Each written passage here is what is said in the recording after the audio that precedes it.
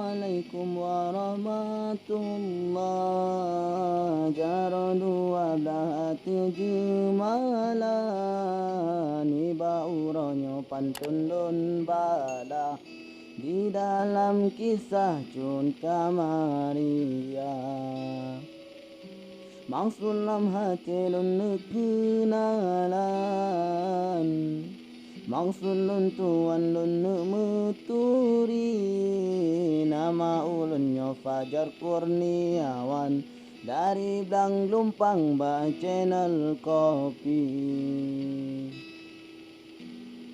Dek maklum rakan lun hanagatsu Benu pekaru untuk jut dawa Bukan sok carang, bukan sok haya Nekalan laju ne dengar makna Dan buka YouTube hirin tan unon Orang mepantun rame lempana Pun ulun kalan dari Bang Betong Gebalah pantun Cut Kamaria Cut Kamaria ngan Abang Betong Meadu pantun menarik maja Watelun dengar tekim hatelun Kage jatuh bongi ba media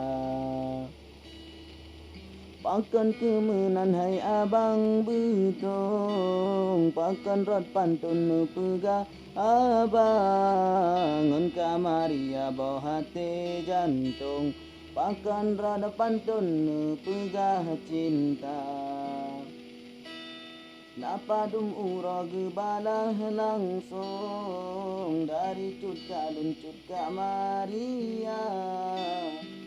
Cut Kamaria hantanggung-tanggung Kageyu abapun moto afanda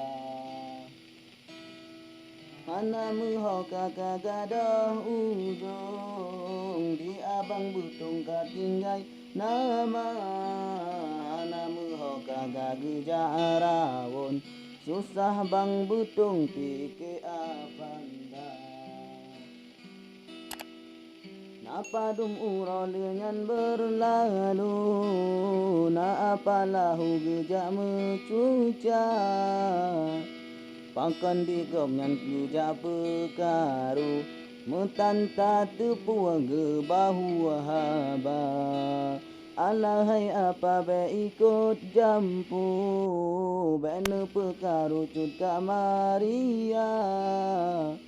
Idrone apa hanane tepua Benu jangan Cut Kamaria Cut Kamaria hati kapilu Di apalahu kageja goda Bengeh Bang Betong hai apalahu Untuk gebahu abangkan tuweha Oleh nyantu maka geja sambung Urang gampung long Jamal Al-Fatah Hana tepu habaka gerun Hana mealun ba pegahaba Jamal Al-Fatah urang gampung long Urang senudun Aceh Utara